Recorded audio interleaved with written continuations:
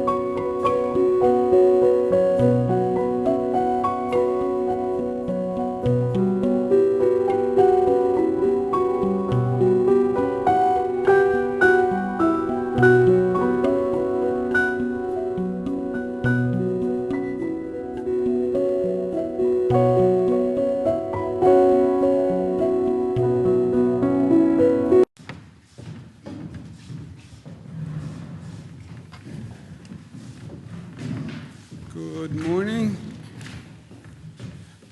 Everybody knows the people with us today. Dr. Jim Malatras from my right, Dr. Howard Zucker, Health Commissioner to my left, Melissa DeRosa, Secretary to the Governor, to her left, Robert Mejica. To our friends celebrating Good Friday today, I wish them a Good Friday. To our friends celebrating Passover, I wish them the best. Let's give you an update on where we are. To use an overused term, we are cautiously optimistic that we are slowing the infection rate. That's what the numbers say. That's what the data suggests to us. Change in total hospitalizations is down, not relative to yesterday, but when it's averaged, the 3-day average on the hospitalizations, you see a dramatic decline in those numbers, and that's obviously very good news. Change in ICU admissions is actually a negative number for the first time since we started this intense journey. That means there are fewer people in the intensive care unit statewide than there were. And again, that's the first time we've seen a negative number, so that's good. The 3-day average of that is down. Change in intubations is a little tick higher than it's been in the past few days, but it's still overall down. The three-day average is also down. The bad news is we continue to lose a tremendous number of lives and endure great pain as a state. 777 lives lost. I understand intellectually why it's happening. It doesn't make it any easier to accept. What's happening is the number of people who came in 2 weeks ago when we had those very high hospitalization rates. Either you get treated and get better and get discharged, or you stay in the hospital and probably wind up on a ventilator, and the longer you're on a ventilator, the less likely you will come off the ventilator. And that's what's happening now. These lives lost are people who came in at that height hospitalization period, and we're losing them. The number is lower than yesterday for those who can take solace in that fact. As someone who searches for solace in all this grief, the leveling off of the number of lives lost is a somewhat hopeful sign. The number of total lives lost, 7,844. For people, just to put this in perspective, I lived through 9/11, as many New Yorkers did, who are of somewhat advanced age. And I believe 9/11 was the worst situation that I was going to deal with in my lifetime. And to put it in perspective, 2,753 people lost their lives on 9/11. We're at 7,844. So in terms of lives lost, that this situation should exceed 9/11 is still beyond my capacity to fully appreciate, to tell you the truth. We've been watching a spread to the suburban communities around New York City, Nassau, Suffolk, Westchester, Rockland. That seems to have stabilized. We have a couple of hot spots in Suffolk County that we're watching. But overall, we've been very aggressive in the suburban communities in jumping on those hot spots, and the percentage of growth in upstate New York and the suburban areas around New York City has basically been stabilized and flat, so that's good news too. So overall, New York is flattening the curve, and we have to flatten the curve because when they showed us the projection models of what the statisticians projected the curve would do, we have no capacity to meet those projections. In other words, Columbia University, who was projecting the highest caseload, said we needed 136,000 hospital beds in New York City when we started, which was just several weeks ago.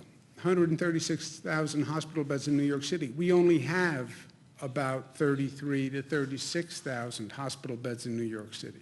So that was obviously distressing, to say the least.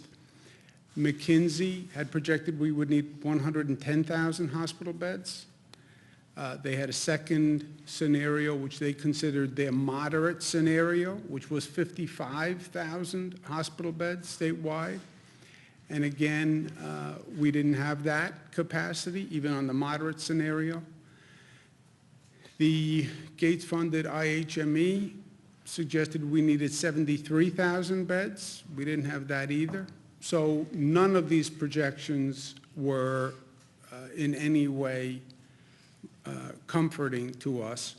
The actual curve is much, much lower than any of them projected. And well, what's the variance? How do you come up with an actual curve that is so much different than what those experts predicted? First, in fairness to the experts, nobody has been here before. Nobody. So everyone is trying to figure it out the best they can. There is no model to track against. Second, the big variable was what policies do you put in place And the bigger variable was, does anybody listen to the policies you put in place, right? I'm governor of the state of New York. Yeah, you can announce a policy. That doesn't mean anyone is going to follow it. You can announce a policy, we're going to close down all businesses, everybody must stay home. And if people don't follow it, or they don't take it seriously, or they believe you're being premature, or you're being political, they wouldn't follow it. And then what do we do? What do we arrest 19 million people, or ticket 19 million people? So the big variable was, what policies do you put in place? And the bigger variable, does anybody care? And does anyone follow it? And all these social distancing, stay at home, nobody has ever done this before. So the statisticians had to come up with a premise on how many would comply, and we've actually exceeded that. But we have to keep doing it. You know, people tend to think, well, this is a natural trajectory of the disease. There is no natural trajectory. The trajectory is the trajectory that we create by our actions. The natural trajectory would see that line continue to go up. It would continue to go up and up and up until you develop herd immunity, where you would see many, many more infections. So we did that. We are doing that. And that's why we have to stay the course. I said to someone this morning, you tell me how we behave today, and I will tell you the infection rate 2 days from today or 3 days from today. What we do today will determine the infection rate 2 or 3 days from now. So what we're doing is working, stay with it, even though it is a grind and even though it is difficult, we have to stay with it. We have to stay with it operationally on our hospital system, where we're coordinating statewide in what we call the surge and flex system. We have 50% additional capacity on our hospital system. We're sharing equipment all across the system. We have to continue helping people who are struggling every day. Food assistance is a real issue for people. We're going to add $200 million to provide more than 700,000 low-income households more funding for food, basic food. Continue to help our medical workers, who are the frontline soldiers in this battle and who've done a phenomenal job. I know I say it all the time, but every day they're out there doing truly the Lord's work. We're going to provide additional housing. I want to thank all the companies that have come forward to be part of this effort. Airbnb is contributing funding to provide housing for our healthcare workers. 1199 SEIU is working with Airbnb, and they're providing their members with additional benefits. We have hotels that are coming forward and offering free hotel rooms, so we thank them all very much. Last night, as a signal of our thanks to the workers who are out there every day, we lit up our landmarks in the New York City area and in Niagara Falls blue in their honor, and that's a nice symbolic tribute. What's even better is to take action that shows our gratitude. Saying it is nice. Doing it is even better. And after 9/11, Congress created a victims' compensation fund. I've been working with our congressional delegation. We think the federal government should set up a heroes' compensation fund to compensate our health care and other frontline workers for what they did here. Saying thanks is nice. Actually providing assistance is even better. The big question is going to turn to, when do we reopen, especially in places like New York, where we're going to see the numbers now starting to change. The natural trajectory, the human movement is going to be, okay, now let's reopen. I need to get out of my house. I've been cooped up, cabin fever. I need funds. I have to work. And that's going to be the next question, next issue that we have to deal with. What I say on that question, Again, none of us have been here before, so let's learn from what has happened so far, and let's learn from what we have been seeing over these past few months, so it informs what we're doing going forward. First of all, the key to reopening is going to be testing. I've said that from day one. It's not going to be a light switch where you flip this economy like you flip a light switch. It's not going to be everybody goes back next Thursday. It's not going to happen that way. It's going to be a gradual, phased process, and it's going to be reliant on testing. Testing of antibodies, testing for diagnostic results, and testing on a scale that we have not done before. Now, New York State has been very aggressive on testing, and our state lab has been very aggressive on testing. Our state lab is now developing an antibody test, which is a fast and not invasive test. Right now, the State Department of Health can do 300 tests a day. By next Friday, they'll be able to do 1,000 tests, 2,000 tests the following week. That's great. Sounds like a lot, but 2,000 tests are still a drop in the bucket. And I'm proud of how New York has advanced on testing. You look at how quickly New York State has moved on testing and how many tests we have done. We've done a higher percentage of tests in New York State than other countries have done. And New York State far exceeds what this nation as a whole is doing on testing.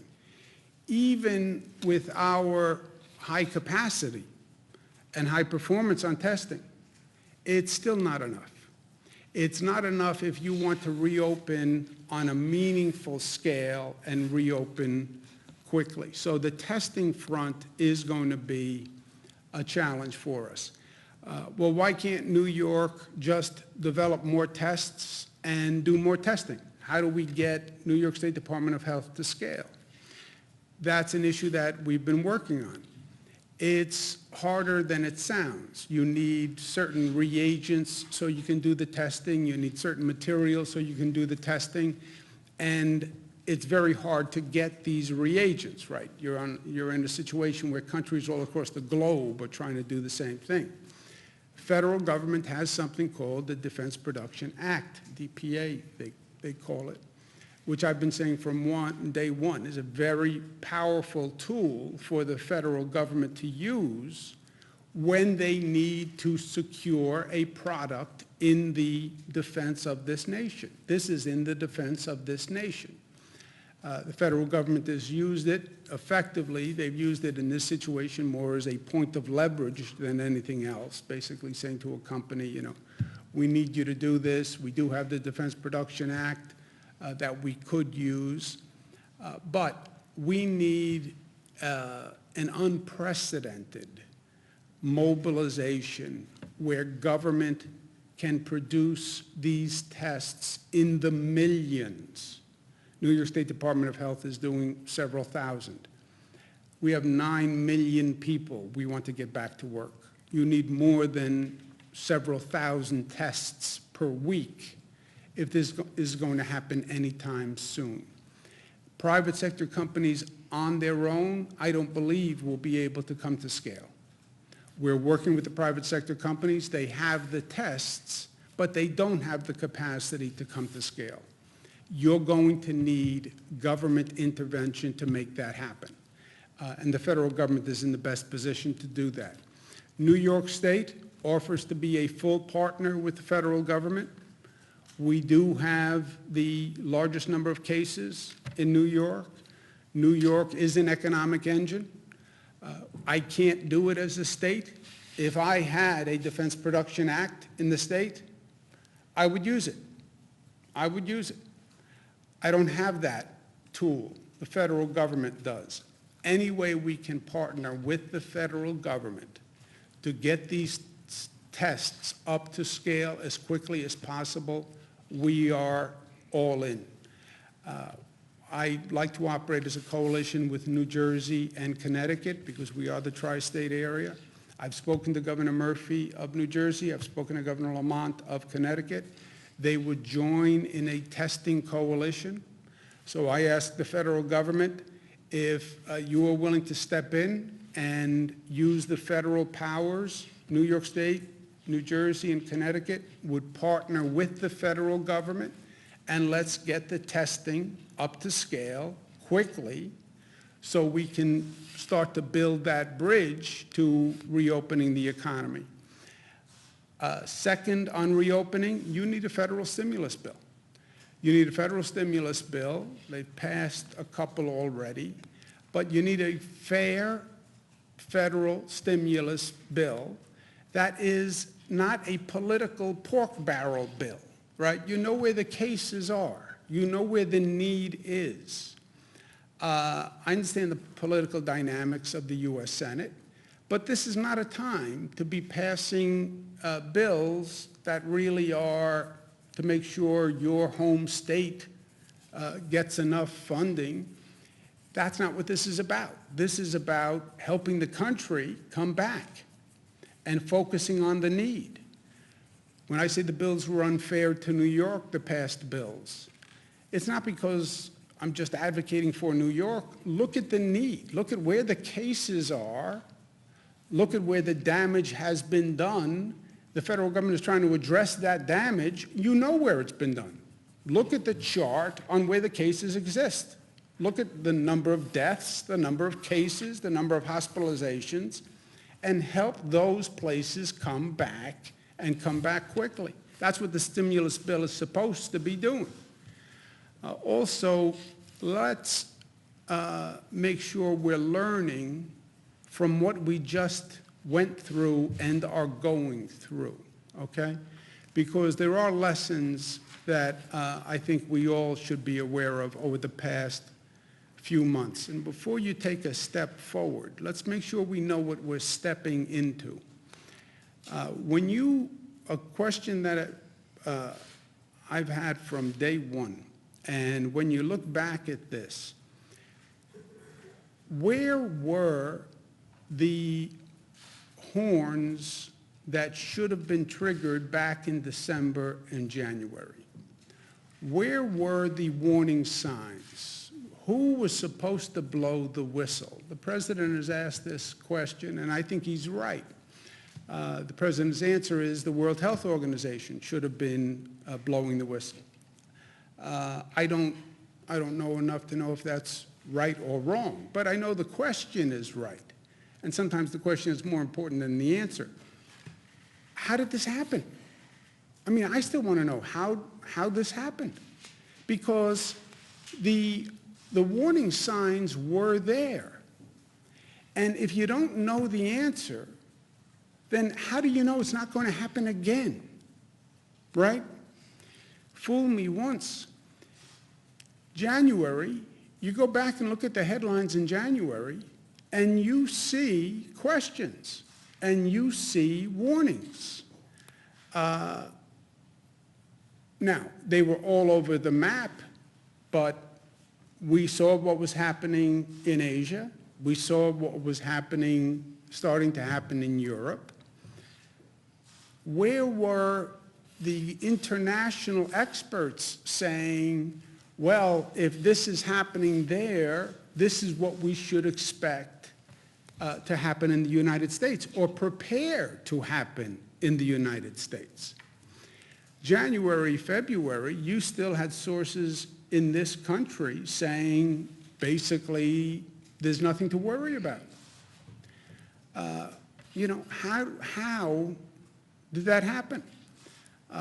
And did we really need to be in this situation where the United States winds up with a higher number of cases than the places that went before?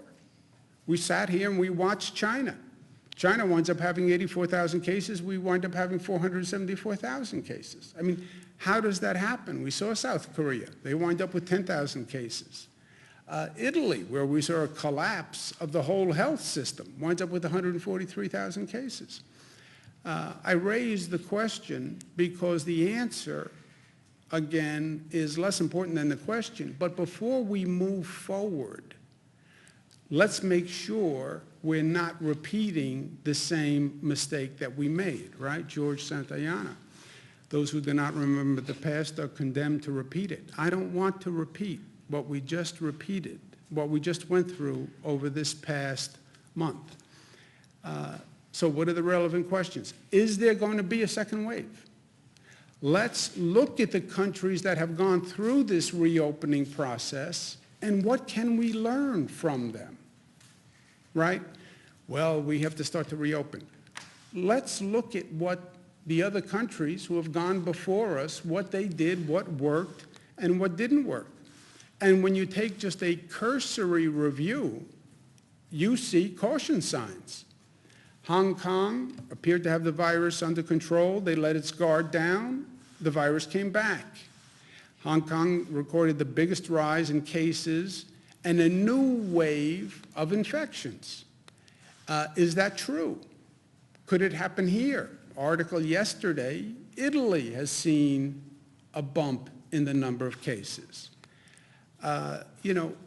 Before we take a step, make sure we are more informed and more aware than we were in the past. They're talking about a second wave for Singapore.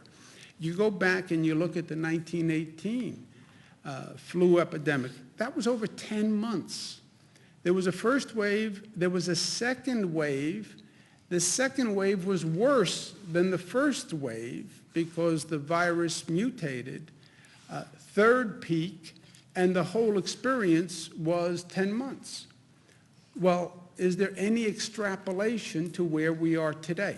I don't know the answers. This is not what I do. It's not what a state does. But we know the questions, and we should have the questions answered before we take a step forward. Because, yes, no one has been here before. These are totally uncharted waters. But we do know that none of this is predetermined, and it is all a function of our actions. We are in total control of our destiny here. What we do will affect literally life and death for hundreds of people. So where do we go from here? Excuse me. First, keep doing what we're doing. Stay home, because that works. We are flattening the curve. We must continue to flatten the curve. We have to get testing to scale. That is an entirely new exercise. It's something we still haven't done well in this country. And we need both diagnostic testing and antibody testing. And we need millions and millions of them. And we need them in a matter of weeks, not months. We have to be more prepared as a nation. We should never go through this scramble that we went through with states competing against other states to buy masks from China. I mean, we should just never have been here in the first place, but certainly we should never be here again. And then let's make sure we study the waters ahead and proceed with caution before we set off on the next journey. And when we talk about reopening, let's study the data and let's look at what has happened around the world and let's make sure the best health minds in the country are giving us their best advice. How do we go forward? We stay New York tough. New York tough means more than just tough. It means discipline, means unified, means loving, and it means smart. And now is a time to be smart, and now more than ever. And that's what it means to be New York tough, and we are. Questions? Are hospitals currently being used to their fullest potential, and how long will they stay up and running? You should have stayed with it, Bernadette. You had it for a second. You had it for the first 10 seconds. It was all you. I'm sorry? Are temporary hospitals currently being used to their full potential, and how long will they stay up and running? The temporary hospitals are an overflow relief capacity valve. I showed you the projections, which all called for a multiple number of hospital beds than we have. We took out 53,000 beds, we raised it to 90,000 beds, and then we created, that still isn't enough by some of these projection models. We then created overflow facilities, Javits, several 200-bed overflow facilities, and knock Formica, we don't have to use them if the hospitalization rate stays low. They are being used to some extent. Javits is being used to some extent. The Comfort is being used to some extent. I've said to the hospitals a number of times, if you need relief, we have it. But if the hospitalization rate stays the same, we have up to a 90,000 bed capacity in our system, fully taxed, up to the brim. But that's an overflow capacity that I hope we don't use if we keep this curve down. Bernadette? The second wave? You can answer it. I'm sorry. What was this? Do you want them around for a second wave? I don't want the second wave. I don't want a second wave. I don't want a third wave. I don't want a 1.5 wave. I want this to be it. What data are you looking at indicating, one, a second wave, but two, regarding testing, what is the holdup? What's the logjam right now? And what exactly do you want from the feds? What happens on the testing is basically we rely on private sector companies to do these tests. So private sector companies would have to develop a test. They would have to acquire the reagents to compile that test, whatever physical equipment they need, a finger, a swab, et cetera, and then package them, and they'd have to have millions. And they'd have to have millions quickly. And then we'd have to figure out how to actually take those tests once you had millions of products. We've been working with labs. We've been working with suppliers. That is much easier said than done. We haven't found a private sector company that can come up to scale that quickly. They can't get the reagents. They're not equipped. We said a few days ago, we asked private sector companies to come forward that we would invest with them to develop capacity and scale. But I don't believe it happens without a significant partnership with government, where government comes in and says, I'm going to fund this, we're going to do it up to scale, we're going to form a coalition, we're going to form a consortium, we're going to put together the New York State Department of Health with the Connecticut and New Jersey Departments of Health. We're going to acquire the reagents from other countries. I don't even know that you can get all the supplies in this country.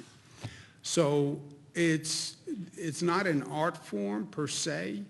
We have the test. There are private companies that have the test. The art form is coming up to scale that quickly. It's the mobilization, the creation of the operation that can make millions and millions of tests, right? You could use 10 million tests in New York tomorrow. Just on the going back to work. By the way, I would love to see people before they go into a nursing home in the new normal. Before you start visiting people in a nursing home, you take a rapid test at the front door and you get the results in 20 minutes before you walk in to visit someone. Healthcare workers, test them all. But that's millions of tests. Now, again, how do you make private sector companies do this? You don't, if you're a governor. If you're the president, you have something called the Defense Production Act that can fund and mandate actions by private sector companies. And again, this is, the private sector company would get paid, God bless them, let them make a profit at it, but we need a tremendous, mind-boggling increase in volume quickly. And I don't believe just waiting for the private sector companies to come up to scale, you're going to see it in the time frame that you need to get it done. How many? You're saying millions and millions, but how many? Well, we have 19 million people in the state of New York. You'd want to start by testing everyone, right? You'd want to test people who would be going back to work, test people going into nursing homes, test healthcare workers. But Yeah, I mean, in New York, 30 million tests you could use. As many as you can make, you can use. That's just New York. That's without New Jersey, that's without Connecticut, that's just the tri-state area. Then you have California. I mean, just think of the numbers. Doctor, do you want to speak to what goes into making these tests? I think, as the governor mentioned, there are a lot of different reagents. There are chemicals to actually prepare the test. You need to, even running the test is equipment that is specific for this. It's a little different, some of the antibody tests, than the diagnostic tests. The diagnostic tests are the ones with the swabs. We have some of the equipment there, but that also, as the governor said, needs to be scaled up. Governor, considering how far off the bed projections have been, do you worry about your credibility in warning people about what might be coming? Or does that affect your credibility? Because I relied on experts who were making a projection? No, I think my credibility would be affected if I didn't ask experts for their opinion and then do everything I can to meet those numbers that they produced. Look, you can't go to better people than Columbia University and Cornell Weill and IMHB and McKinsey. And again, you're asking them to model something that has never been modeled before. But that's all you can do in any situation, Jesse, is you ask the best minds for what you should be prepared for, and then you do everything you can to meet those numbers. The way you lose credibility is either you're in denial about what you're looking at, or you don't act fast enough, or you don't achieve the goal. That's how you lose credibility in this situation.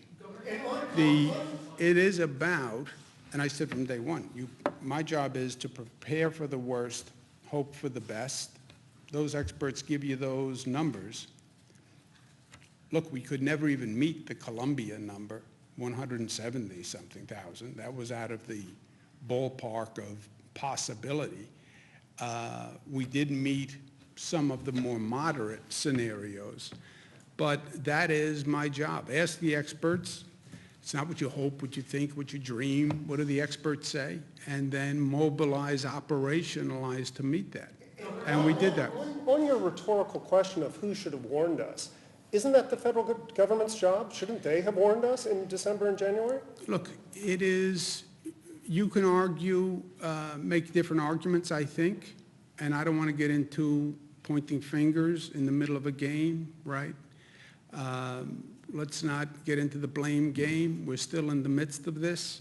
We're learning. These are all uncharted waters. Who should have known what, when? Who should have said what, when? You know, the critics will do that after the fact. But there will be different theories. The president's point is the World Health Organization should have been more aggressive. This is not my field. I don't know. But I'm sure there'll be a fulsome conversation where a lot of people will have a lot of theories about who should have spoken up first, and some people will point to government, and some people will point to international health organizations, and some people will point to the scientific community, and some people will say they were saying it, but they were never covered by journalists. So I'm sure everybody will have a theory on who should have done what when, and some people will say, you know, should have been more attentive to the Bible. There'll be a lot of theories. Nick? Compensation fund, how would that work exactly? And will that also cover people like transit workers, janitors, grocery store Who wants clerks? to take that, Melissa or Rob, on the compensation front? Yeah, so the way it worked, similar to what they did for 9/11, it'd be all workers who were impacted by the pandemic. So it would include all essential workers. They're required to show up, they're required to work. So it would include first responders, but it would also include the essential workers that were working. Yes, the federal government is how it was done last time. It would be a similar thing, but all of those workers put themselves at risk. Presumably there would be a presumption that it was related to those activities. Excuse me 1 second. I just wanted, because I gave Jesse only half an answer. What the statisticians will say is they were right. They said we could flatten the curve if we took certain actions and if people complied with those actions. They will say that's why the curve is flatter. Your rejoinder would have to be, as a provocative journalist, well, how do you know it would have hit your projection? And they'll say, I believe it would have. Had you not done the close down, the New York pause, had you not been so diligent on compliance, we believe the infection rate would have hit our model. And it did not hit our model because of the New York pause and the compliance, et cetera. That will be their point. They will say, their model always said, which it did, Jesse, if you can flatten the curve, if you put certain policies in place and people actually adhere to them. They did say that. You'll then be left with a question that is unanswerable. Well, if none of those policies were put in place, would you have hit those numbers? Nobody will ever know.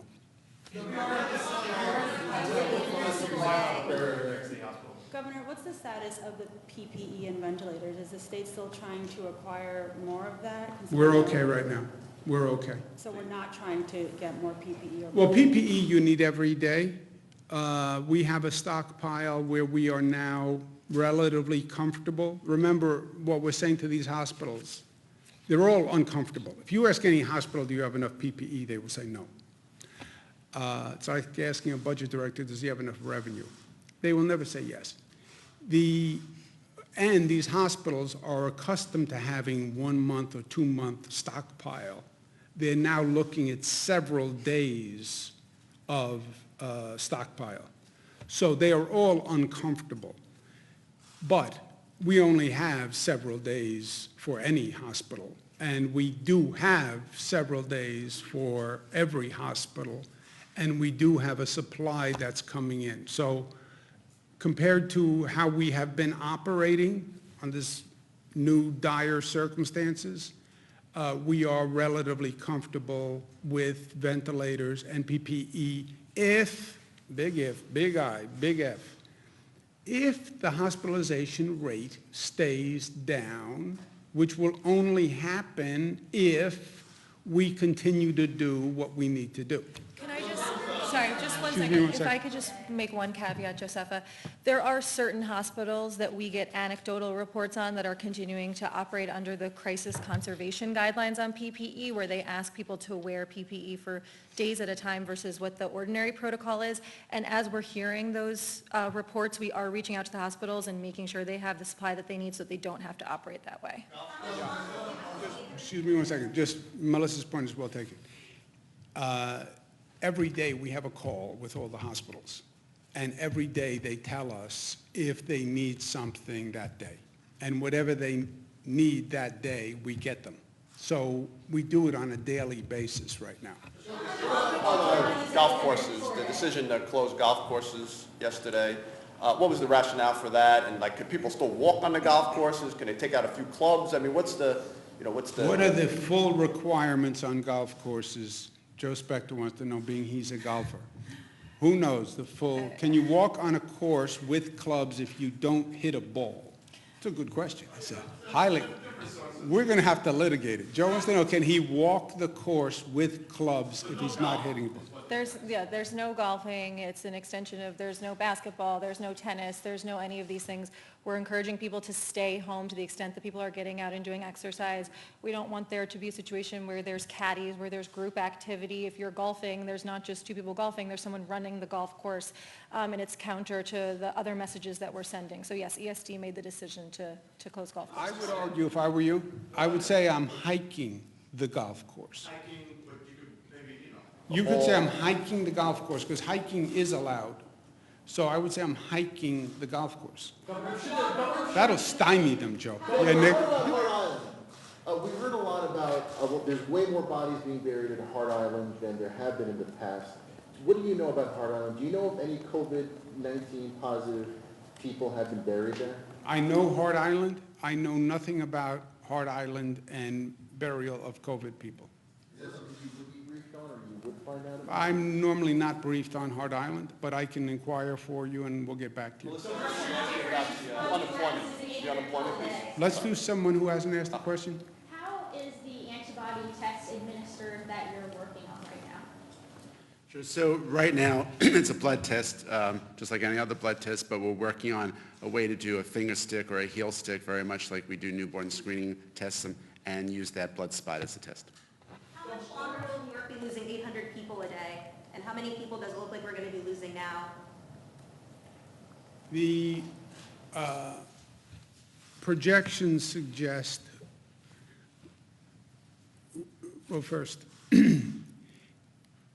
we didn't lose 800 people today, right? 777. The healthcare, what they have done in healthcare in this state is amazing. And the numbers of loss are staggering. The numbers of lives they saved are also just staggering. They've saved tens of thousands of lives, right? We hope that we have seen the worst. We don't know because the infection rate is purely in our control. You tell me what New Yorkers do today. I will tell you what happens to the infection rate in 2 days and 3 days. And we are in control of how many people die. We are all in control of that. It is a consequence of the actions that we take. We will determine how many people live and die. Let's think of it that way. Also with that, I forgot to do something. We have a short video that we produced that Melissa can talk about on this stay-at-home message. For the last 6 weeks, we've done a number of social media campaigns to drive home the point that the personal decisions that we're all making today have a direct impact on the lives of other New Yorkers. And as an extension of the Who I Stay Home For campaign that we launched a few days ago, we asked New Yorkers to share with us personal private photos of how they're spending their time at home and let us see into their lives. And they were incredible. They show New York tough at its defining moment, and we wanted to share them with you. So there's a 1-minute short video that cuts them all together if you want to play that. Did not know how New Yorkers would respond and didn't know whether or not New Yorkers would comply. And they didn't know how unified New Yorkers can be and how responsible they can be and how caring they are and how they rally for one another. That's what they didn't know. And that's what they couldn't count in those models. They couldn't count the spirit of New Yorkers and the love of New Yorkers to step up and do the right thing. That's what they couldn't figure out on their computers. Let's take one more. Someone who didn't ask. What is the state doing for the minority groups who are the more affected for the COVID-19? I'm sorry, I didn't hear the question. What is the state doing for the minorities groups who are the more affected by the COVID? One of the positives I think we can find in all of this, and there are lessons to learn, there's no doubt, many, many lessons. But one, I don't think anyone is surprised that we have a higher incidence among the African American Latino community. Luckily, the disparity in this state is not as nearly as bad as we see in other places in the country. But there's no doubt systemic racism in our society still, and there's systemic structural inequality in our healthcare system. We are going to do more testing in African American Latino communities. We opened more sites yesterday. We want to find out more information than we've ever found out before. We have the State University of New York at Albany that's going to be working with the Department of Health and Northwell to find out why. Why, first of all. They'll say, well, more comorbidities in the system. They'll say people had less access to health care. I also believe it's partially because you have more African Americans and Latinos in the public sector workforce. More of them were essential workers. They had to go to work. They didn't have the luxury of staying home, frankly. They didn't have the luxury of going to their second home. They didn't have the luxury of going to stay with their sister in some other place. They had to go drive the bus, and they had to drive the train. And they had to go to the hospital because they're the healthcare workers. So let's understand it, let's learn about it, but then let's fix it. Let's fix it. And let's use this as a moment to understand the injustice and remedy it. Thank you very much. I'll talk to you tomorrow. Say again? Should pay raises for statewide elected officials be frozen? Good, it's up and running. We are freezing the salaries for state workers now, and we'll see how the budget goes. Done about 6,000 calls so far this morning, and the new system is up and running. Also, Melissa, on unemployment, will Google, how much are you guys paying Google to? We can get you that information. Also, will claimants, will Google have access to claimants' No, information? they're just the benefits.